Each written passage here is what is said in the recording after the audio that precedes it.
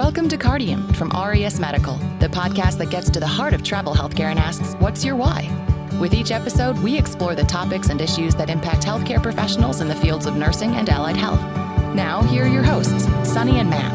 Welcome to Cardium. Thank you for listening. And if you're new to our podcast, be sure to subscribe so you can continue to receive future episodes. Joining me, as always, is my co-host, Sunny. Welcome, Sunny. Hi, Matt. How are you doing today? I am great. Thank you. How are you? I'm good. For those of you listening, we are not in studio together as we normally are. We are sheltering in place, as many of the country is doing today. And as you listen to this podcast, Sunny and I are 5 miles apart from each other, zooming in and still continuing on down the podcast path. So this will be a little bit different, but I think it's very appropriate. And it's really interesting, Sunny, as we shelter in place and really make sure we're safe for our community and by abiding by the guidelines of the community, really talking about the folks on the front line and people that are working this crisis. It's the nurse and really talking about the nurses out there that are having to deal with this crisis.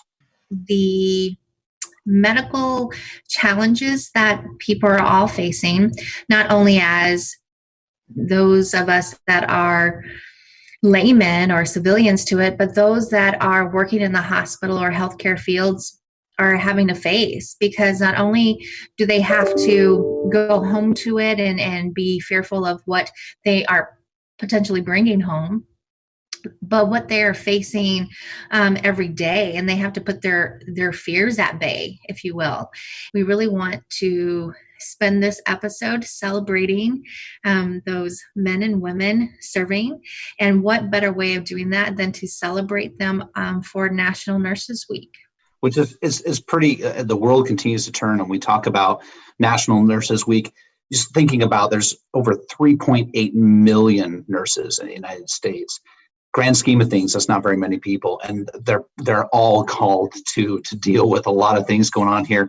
This is a pretty special one too, Sunny. As we were researching for this episode, this year, I think Nurses Week ends on Florence Nightingale's birthday, the founder of modern nursing, and this is a pretty special one, actually. Yes. It's her 200th birthday. So what an amazing story! She's looking pretty good. Yeah, no kidding. But what an amazing story to talk about. The world continues to turn. Nurses Week is running up right when the country is needing nurses the absolute most. And what an appropriate time to be honoring those folks out there dealing with everything you spoke about. So I'm excited about this episode, as I say every single time, but it really does. This one's going to hold a special place in our hearts, I think. Yes. And although it's a tough time right now, we're going to celebrate nurses, but I think this is a great time to not only bring awareness to the nursing field, to also celebrate the extraordinary efforts and contributions of those in the nursing healthcare field, and also bring to the forefront of the contributions that these nurses bring every single day. I know how much they've impacted my life personally, yours, but to every single person. I mean, you think about what nurses do every single day, whether you are the one getting the little shots in the arm, when you're getting a vaccination, to the person jumping on that gurney as they're pumping the chest to save your life. You know what I mean? So there's so much a nurse can do and has done. And so it's amazing how we need to bring awareness and educate the public about the role of nurses, but also hopefully inspire someone to continue their education or to get into the field. So I agree. Well, I think we should jump in, and I think we should bring our guest on board. What do you think? I agree. So without any further ado, let's introduce Dorothy Hilton. Hi, Dorothy. Hi, Matt and Sunny. How are you guys today? Great. Good, thank you. Glad to have you. Well, want to introduce Dorothy. She is a registered nurse with a career that has spanned over 29 years.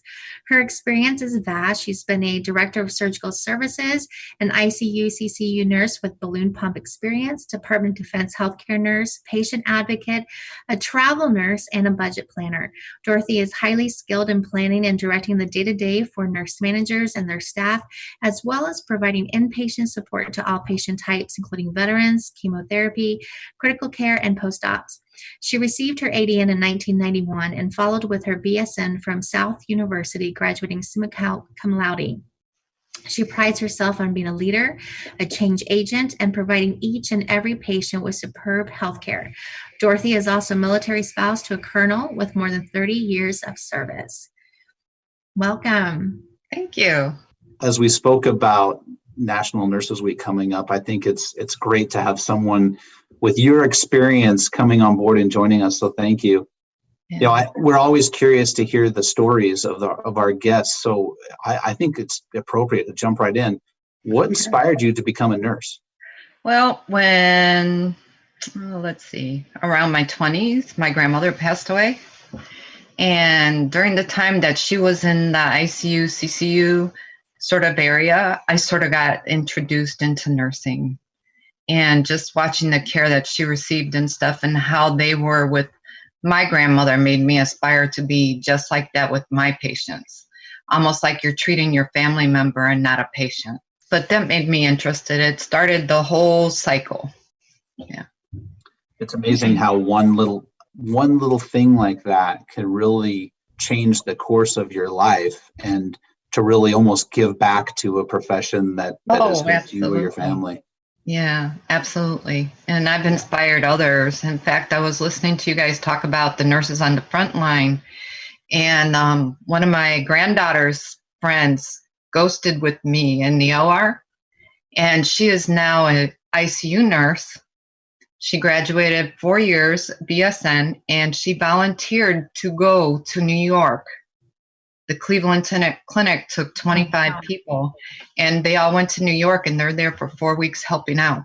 But that's how it is, with nursing. You have to be ready to focus on the good and the bad. Yeah. When you look at your span of your career over the years, what do you see has stayed the same, and what do you see has changed? I work mostly in the operating room now. I've been doing that for over 20 years. And you can tell the difference between the old way and the new way. So when they started doing more focus on their electronic charting, it's very difficult for a nurse in the operating room to be able to focus on your patient when you're being told, oh, you have to have this chart in and you have to document that the patient's in a room. And to me, that's the least of my worries. I don't focus on a chart. I focus on my patient because my patient is my main concern. The first thing you do is take care of your patient. Anesthesia takes care of the patient. You take care of the patient. You guys do it as a team effort. After that, the doctor and the surgical tech will take care of your patient. Then you have time to do whatever you have to do. You don't have to do an electronic chart right away. And I feel the focus has gotten away from the patient and away from assisting anesthesia when they're doing their aesthetics for the patient.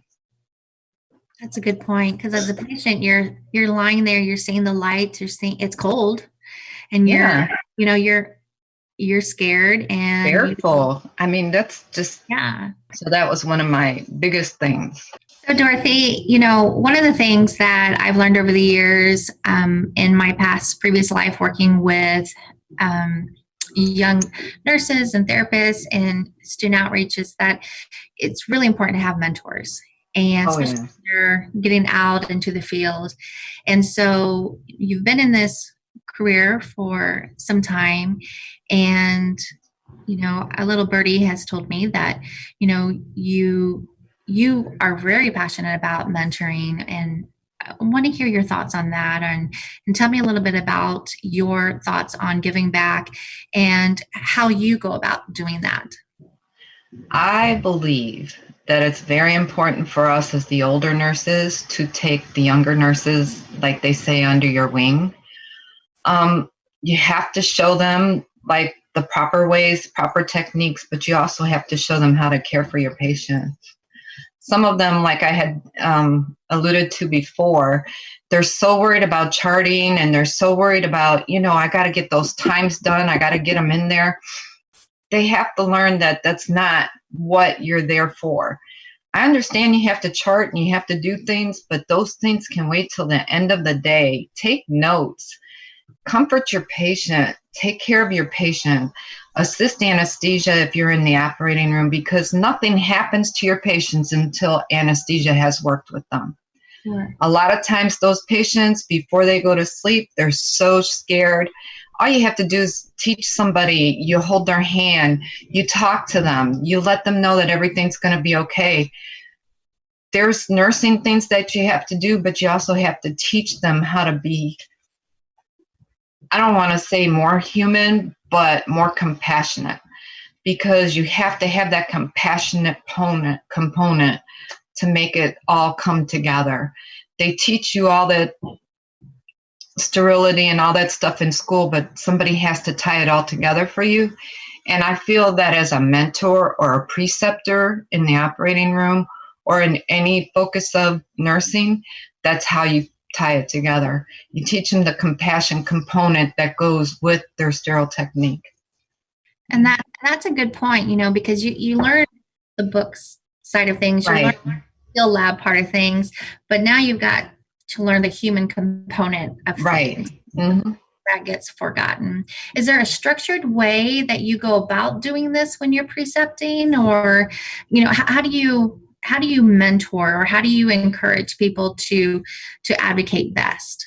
The first thing I do with the newer nurses is ask them, is there anything that you think you need to know that you did not learn in school as far as book learning or whatever?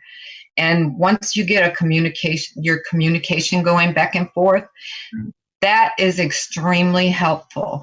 You have to communicate with the nurses. You have to find out what they need. You have to tell them what your expectations are and what you think we should focus on as a group or as a duo, because in the OR it's only two of you.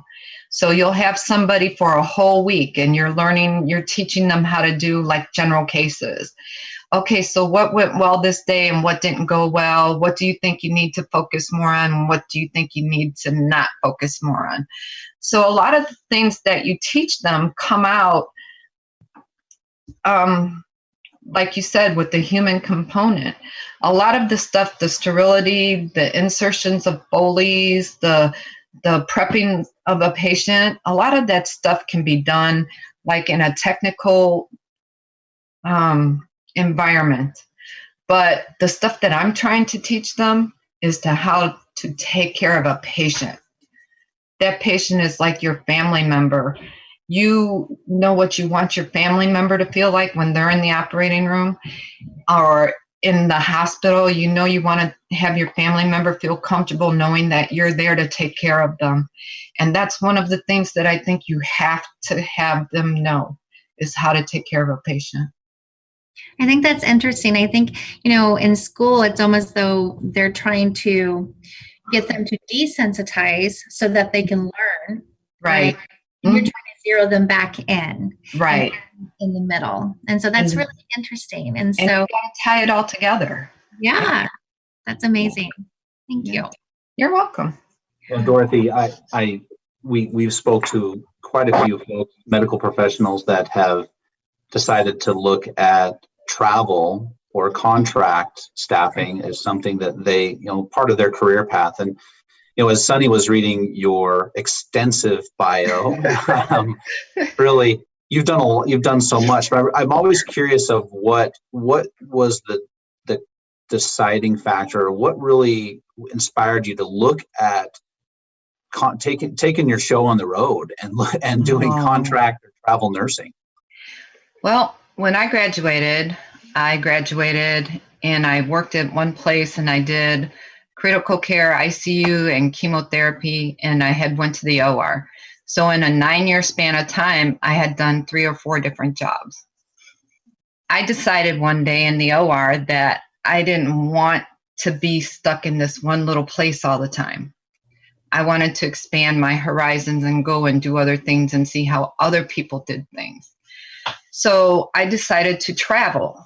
So my first travel assignment, I went to Virginia Beach. Wow. My second one, I went to Alaska. Oh, wow. And let me tell you, I took my mother with me for 3.5 months to Alaska. Anything that you want to know about travel nursing, you learn like on the seat of your pants, as my dad used to say, by the seat of your pants. You learn stuff.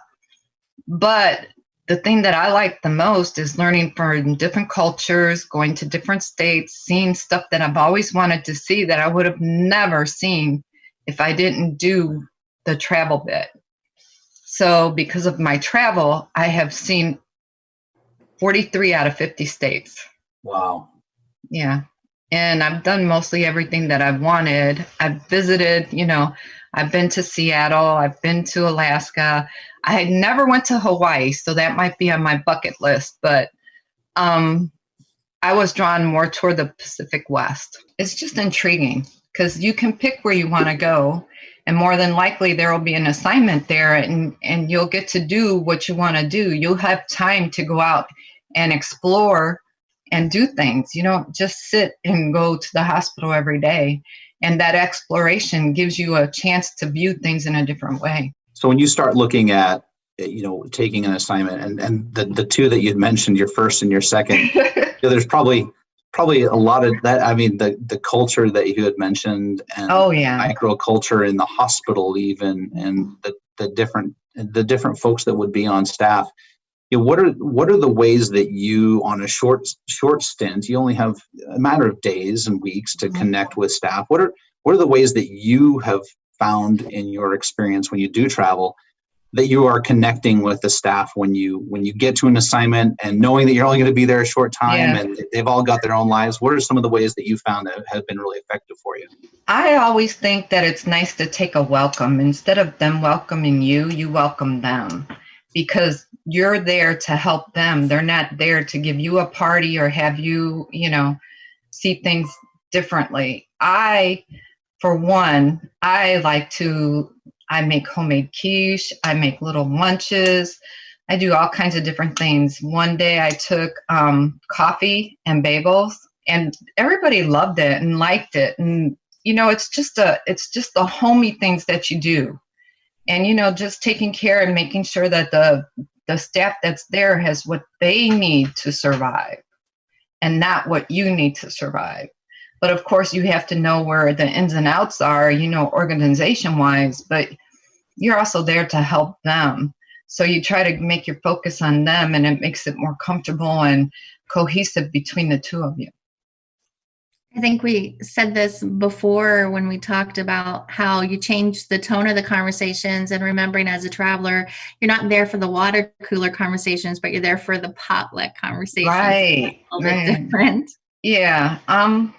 I like in Pennsylvania, just for one, the staff has a lounge and the doctors have their own lounge. But like one time I made quiche for everybody. I made 12 quiche. Wow. And I made 12 quiche, brought them in the morning. They were warm, nice and cozy. They already had their bread and their muffins because that gets delivered. And not only the staff got invited, but doctors got invited. So everybody was working together, and the anesthesia was invited as well. So it's more or less, you have to respect them for them to give you respect. And that's exactly how you do it. You just make it so that they feel comfortable with you. Yeah. I'm sure there's times where you go into a situation, and I've heard it, where there's times where you may feel as though you're not respected. You said it pretty much. Everybody has their bad days. I work hard at what I do, and we're there to take the pressure off the other staff. And I can understand where the traveler comes from, but I can also understand where the staff comes from. And it's not necessarily that your job is the hardest one there. It might seem like it's that hard, but if you look at everybody as a whole, a lot of teamwork goes on. And if you're the type of traveler that you can be in a cohesive environment with your other staff members, more than likely they'll help you get through the day. You're not there alone. So Dorothy, when you start talking about some of the great experiences you've had as a nurse, and you really, and especially as a travel nurse, because a lot of our audience are travel healthcare professionals, Right?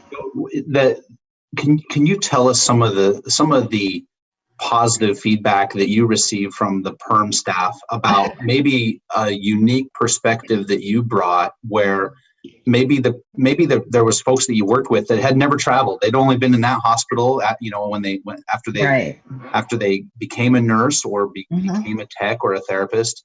And some of the things that maybe a story or two about, your perspective of what you learned in Alaska was this, and it was a positive experience overall, not just from connecting with them, but professionally too. Yeah. Alaska was so much fun. And the staff made it fun. It wasn't that it was, you're there just to work. So like I said, we explored, me and my mom, and I took a friend with me who also traveled. So 3 of us went up there together. 2 of us worked. My mom, she just hung out. But the staff, they liked us so much over there that they gave us a party before we left. So it was really fun because we went to somebody's house and they had a big picnic. And in the back of her house, she had a slough in the back of her house.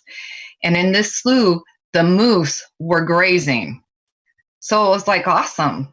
And you have to make out of these assignments what you want out of your assignment. If you go in there feeling like you're going to be like the worst of the worst or get the worst of the worst, that's basically how your assignment's going to probably work out for you. You have to go in there with a clean mind and heart and know that you're going there to take care of patients. Because after all, our focus is supposed to be on the patient. And in Pennsylvania, they call me their permanent traveler. I've been there 3 years in a row and pretty much 2 to 3 assignments each time. So they call me their perm staff member, but I'm a traveler. That's what they call me. That's awesome. Yeah. Can you think of what's your favorite moment, like your favorite nursing moment that you're just like, gosh, when I look at that moment, it just makes me smile. I have a story from when I was in nursing school. Okay. And when I was in nursing school and we were first on the floor, our job was to do hygiene for patients. And I had gotten admission, like you said, late in the day. And it was an elderly gentleman who was homeless. And he did not have the best of care. I spent 5 hours giving this man a bath. Oh my God. He cried. Oh, that's tough. Oh, and it still touches you, doesn't it? Yep. Because like I said, we're there for patients. Are there moments like that still get you now recently, that when you travel, you're like, that's a rainbow moment for me? I call them rainbow. Oh, yeah. Doing patient care, even in the OR, and you're there with your patient as they're going to sleep and they're holding your hand and you're telling them, it's going to be okay. Yeah. Yeah. That's good. I told you needed Kleenex. Yeah, you're going to make me cry. That's why you do what you do, right? Oh, yeah, absolutely. That's why I do what I do. Yeah. Patients really appreciate a personal touch. Yeah. And I think that's what I try to give them, is the personal touch, just like with staff. What age groups do you work with, Dorothy? I do mostly elderly. So anywhere from, I'd say 40s to sometimes 90s. Yeah. My favorite is pediatrics, but I hardly get to do those at all because now they have them so specialized. And I think that's a big thing that I wish they wouldn't have done. They shouldn't have specialized. Okay, this hospital only does this age group and this hospital does this age group. I think it takes away from your nursing education. Got it. Because when you're going to the OR, like when I first went into the OR, you learned how to take care of every patient, and you don't want to exclude any demographic from that nursing education. Mm-hmm. Yeah. How long have you been traveling again? Over 20 years on and off. And when you were traveling, well, while you've been traveling, were you in pediatrics and working with the elderly? Uh-huh. Did you have any? I used to do this too. When I did pediatrics, I would go to like Dollar General or the dollar store or whatever, and I would buy little tiny stuffed animals or all kinds of little things. And when I knew I was going to be doing pediatrics that day, I would take and get a patient sticker for the patient's name, and I would put it on a little bracelet. And then I would find out what surgery we were doing, and I would dress the teddy bear or whatever in the same dressings that patient's going to wake up in. And I would make sure the teddy bear had the patient's name on it and the name bracelet so that they knew, this is my teddy bear. It's got my name. And they would go to sleep with these teddy bears. Oh my gosh. That's amazing. And that would be their little gifts when they woke up, is these teddy bears. Yeah. But I would dress them up. Like if we had a broken arm, I would put like gauze all around the arm, make sure it was all wrapped up, and put a ouch on it or write on it, and then made sure it had a name band. You make it easier. When my son had his first surgery, I remember he was a year old, and I was just so afraid. And I think I would have probably been less afraid if I had, but it's nurses like you that really just make parents like me and Matt just go, thank you so much, because it does, and it makes our job a little bit easier when we're praying and waiting. So thank you so much for that. You are so welcome. Yeah. Well, Dorothy, I wanted to, in honor of National Nurses Week, I wanted to talk a little bit about, from a travel nurse, in light of a situation where nurses are needed and travel nurses are needed, and all hands on deck, everybody needs to be there. What goes through, what are some of the things that get you excited about going to a hospital, knowing that it's going to be a tough workload. You're going to work long hours. You may not always have, it's not a perfect environment to walk into. Right. What goes through your mindset about kind of getting yourself excited? You've got to have that positive you've got to have that positive attitude for your patients. So what kind of mental preparation do you go through when you're walking into an environment that's going to be rough? You're going to be dealing with some sick people, and they're needing someone there to lean on, similar to the stories that you've told Sunny and I. Yeah. I don't know. I think mentally you just have to think about why you became a nurse. Because those people that are sick, it's not their fault they're sick. It just happened. So, that's one of the mindsets some people have to take into consideration is it's what you're there for. It's what you went to school for. And now you're going to be able to show your worth. But it's all worth it in the end when your patient comes out of it. Yeah, I think you're right, Dorothy. I think sometimes people look at nursing or as travel as a means to maybe financially. It definitely is, and that's awesome. But I think we also have to remember the core reason at the beginning. What was it at the beginning? It's kind of like a football player who, went into maybe the game because of the game, right? Right. Because there was an element there of caring and giving. Exactly. And sometimes it gets lost in the way because life gets in the way because of kids or in marriage and bills and the house and rent. And we all have that. Right? We all have that. Life gets in the way. So we all have those excuses, and we can all go down the list. But we have to remember what's core to us. And you thankfully reminds us that if you stick to your core, you stick to what Florence Nightingale has taught. Oh, yeah. Right? Absolutely. Yep. That we are here to serve, that you are here to serve, and to do what the basic element is, and that is to care for and do no harm, non-maleficence. Right. That's what people have to remember. Like he asked, when you're going to go into harm's way, and you're going into, like I was telling you about the young lady going to New York, she knew what she was in for. She's prepared. And it just makes me proud to know that she went. Yeah. Kudos to her. Yep. Dorothy, there's quite a few folks in our audience that are looking, and both from nursing and allied health, that are thinking about that, making a move to a travel part of their career.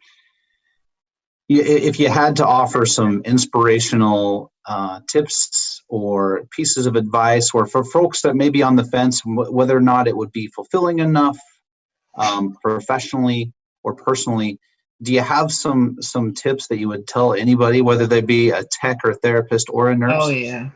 My biggest fear was that I would be so scared going from place to place.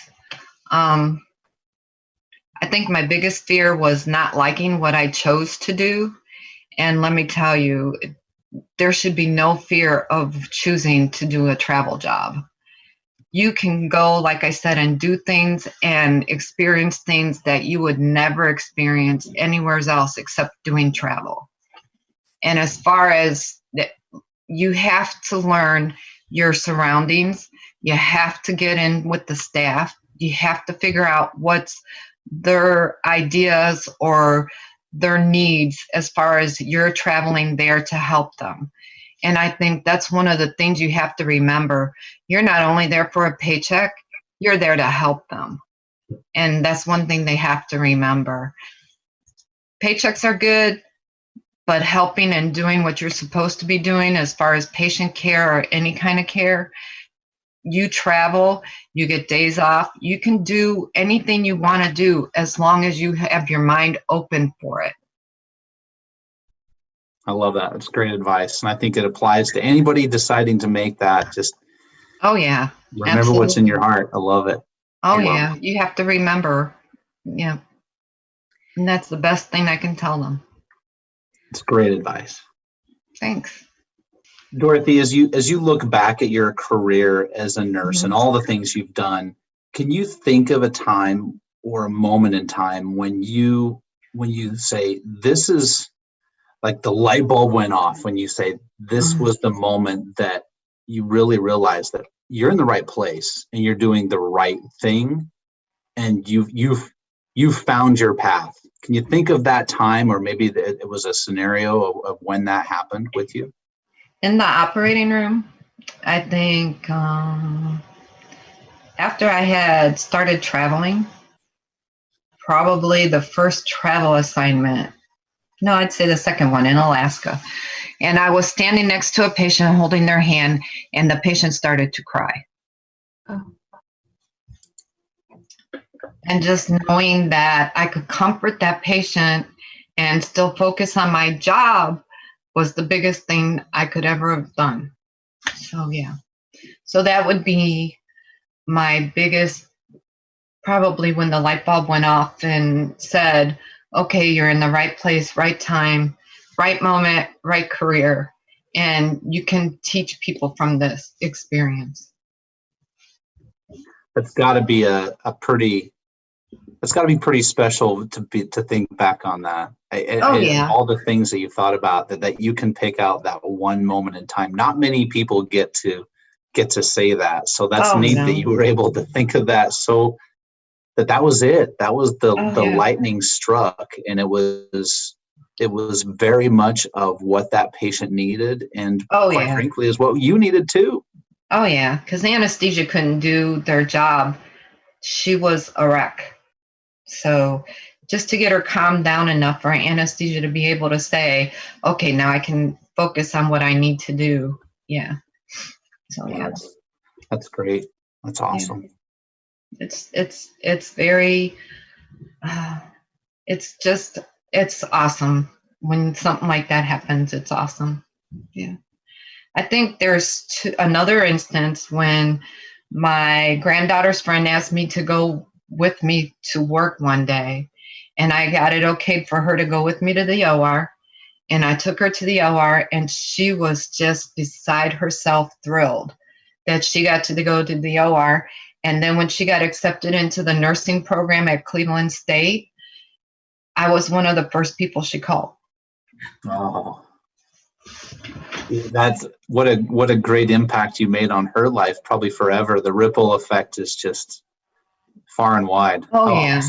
And to go back and talk to people, like I've trained some of the staff in Pennsylvania when I was just there just recently, and they would come up to me and say, oh, by the way, look, I'm using this idea that you had. I'm using it too. This is my focus. I'm using your idea. And it was just nice. So Dorothy, you've done so much over the years and so many assignments. And what do you do when you're not traveling or not working in, what are you doing on your off time? How do you chill? Oh my goodness. Well, my husband and I do ballroom dancing. Oh my gosh, I love it. I did Latin. What's your style? Mostly the boardwalk. Oh, God. Yeah. So we've done ballroom dancing. We do cha-cha. We do tango. We do all that stuff. Oh my God. That's one of my passions. I have 4 things that I do. One is ballroom dancing. The other one is I have 7 horses. So I ride horses and I train horses, and I delivered one of my horses because I didn't have a vet and the horse was having trouble. And I think one of the things from being in the operating room has taught me some skills. So I delivered a breech horse. Oh my gosh, that is crazy. So I take care of horses. Another thing I do is I've been doing a little bit of archery lately. Oh my gosh, that's hard. Yeah, so I've been doing target practice. I've actually made 3 bullseyes in the last week. Amazing. So I've done that as well. And the other thing I like to do is read. I like to read a lot. So yeah. And I take care of my grandson for the summer. In fact, he'll be coming here next week or the week after, and he'll be staying with me for the whole summer. Oh, how old is he? He lived with us up until he was 5. Oh. And then he went home with his mom. He just turned 9 in February, and he'll be coming to stay with us, and he'll be pretending like he's in a school environment again. So we have a whiteboard, and we have all that stuff set up for him to get him ready for 4th grade. Oh, that sounds like fun.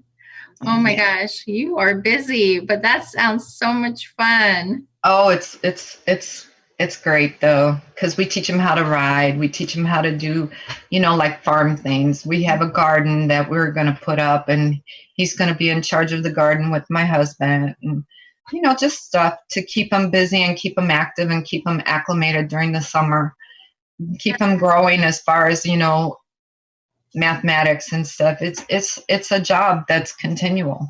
Well, Dorothy, I have loved listening to everything that you have told us, and I think you are just an inspiration. At the end of every podcast episode, we want to hear, and it's really the core of why we do what we do here at Cardium. It's the heart of what we do. We want to hear what inspires you. We want to hear what makes you do why you do what you do, basically. So we want to know, what's your why? My why is my patients, and my patients mean everything to me. And it makes me feel so good to know when they feel so comfortable in the operating room and they can go to sleep and not have any worries when they're sleeping. To hold a patient's hand is one thing, but to give them comfort is another. That's my why. You're going to make me cry. Yeah. That's a good one. That's a good one. And I love the passion that you have, Dorothy. It's just amazing to see and to hear. Well, thank you so much. Yeah. And I appreciate you guys doing what you do, because that way more people can hear, about everybody's journey. Yeah. Or everybody's why, as you call it. Yeah. I would encourage anybody to go travel. So, yep. That's my thing.